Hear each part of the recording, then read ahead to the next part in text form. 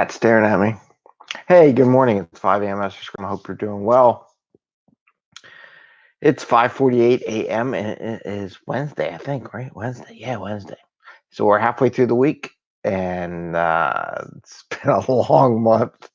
Anyway, this is 5 a.m. Mester Scrum Show. We're here to talk about Agile Scrum in a practical and tactical way so that you can manage your time while you're home stuck with your family and friends and your household and bring value to your customer without working extra long days, so you can get out of your caves and go walk around a little bit and have some fun along the way.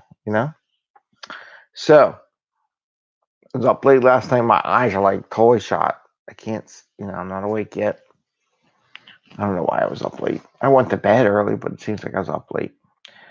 Probably because I went to bed. I was trying to go to bed, and a bunch of LinkedIn live broadcasts. That's why I had to put the camera out. I was like, I have to get intro, get the camera right. Gotta look at you, camera. Everything's going on YouTube live or video recorded or something lately. I noticed that, and we've been doing it since summer last year. We're a little ahead of the curve. I don't know how much product improved, but we're there. Still getting the name out. A couple things I want to talk about from yesterday. They did a retrospective discussion, Rentium or something like that, and it was 11 o'clock in the afternoon yesterday. So I saw that. So I got a couple points for today and tomorrow. I'll bring up from that with some good ones. And then there was a live chat with Yana Martins last night. Trying to figure out the accent for a while because it's like, where the heck's the accent come from? And then she said she was like a Russian. So it's Russian, Australian, and I don't know what else. Maybe some Spanish in there somewhere. I don't know. But it was weird. The accent was weird. But the show was good. It was interesting talking about illusion of communication. So we'll talk about the illusion of communication, and we're going to talk about this retro idea. So we're going to talk about those two things off the video conference that I saw yesterday. So in the remote retro, so there was a whole show on being remote. Paul Tevis in the chat. So he came up with this thing for retro, which I thought was a neat little twist, right? On the remote retro and how it applies. I'm going to talk to you why I think it was interesting. So in a chat, let's say Slack or something, or a chat box, or whatever you want to do it. You can use Skype, I guess, if you have everybody in there, and you can use Teams, you can use whatever. So in the chat, here's how he describes it. In the chat, everyone records, but doesn't hit return yet. What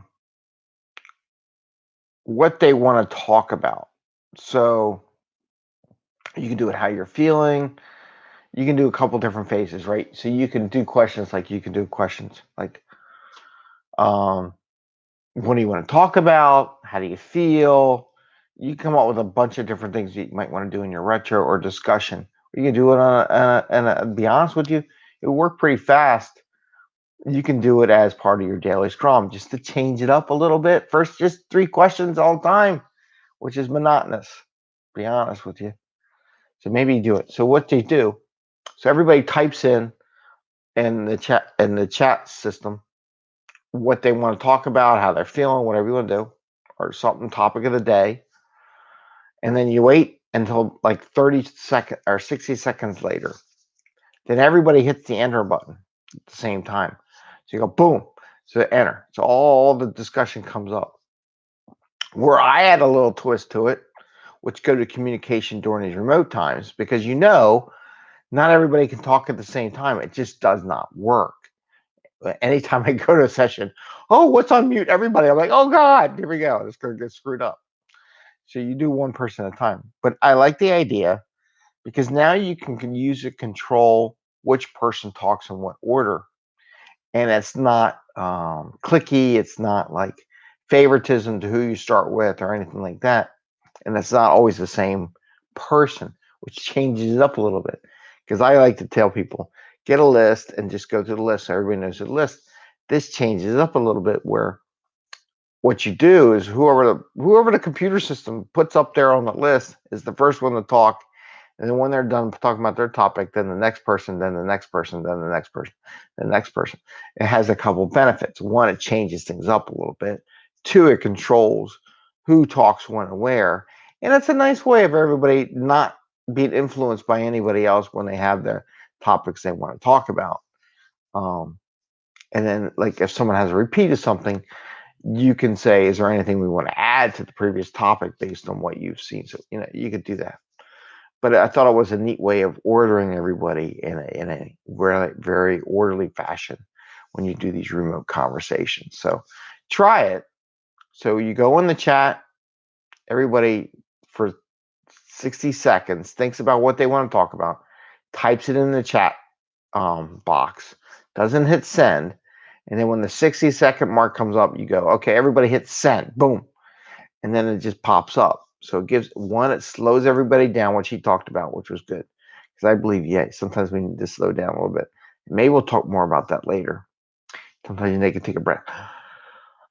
Because we actually talked about that one time where everybody should slow down, or everybody's like, oh, we're still always cranking.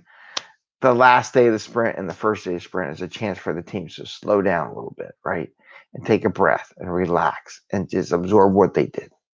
So anyway, I like that idea. I think that's pretty cool. Something different that I've never heard before. That's why I'm sharing it with you. Other things I heard were pretty much there, but I got another one that we'll talk about tomorrow about participation. But that's what I'm going to get Paul Tevis during this remote retrospective discussion. Had some really good people talking.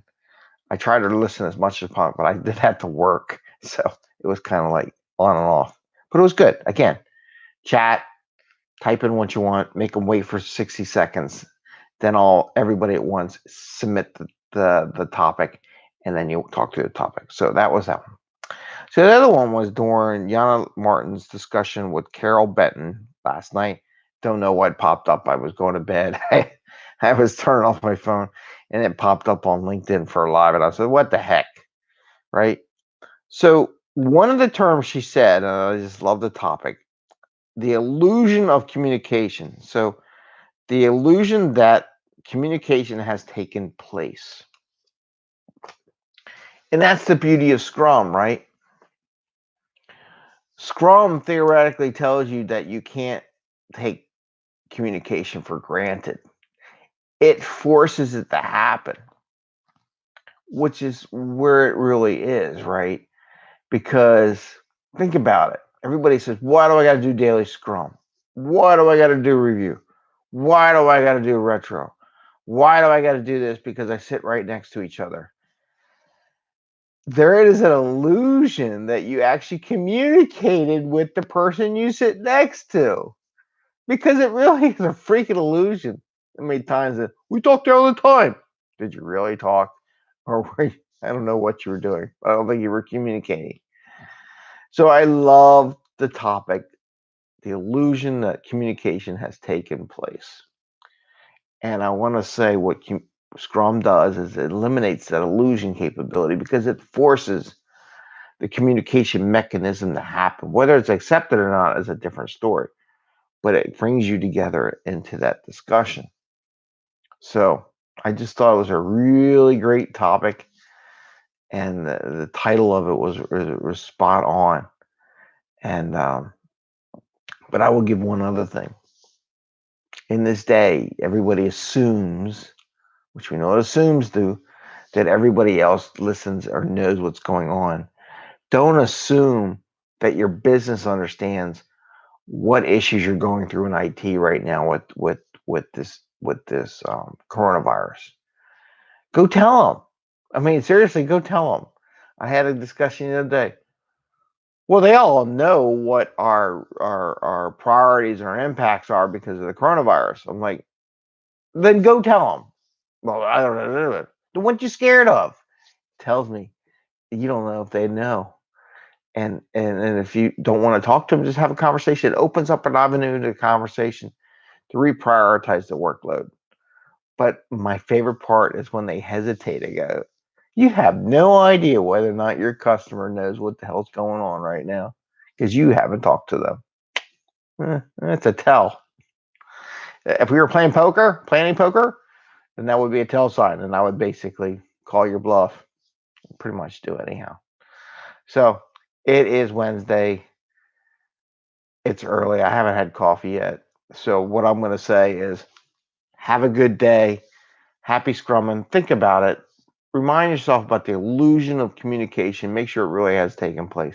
Don't assume your partners, your teammates know what you're doing or how you're doing it. Try to make sure you engage in that communication.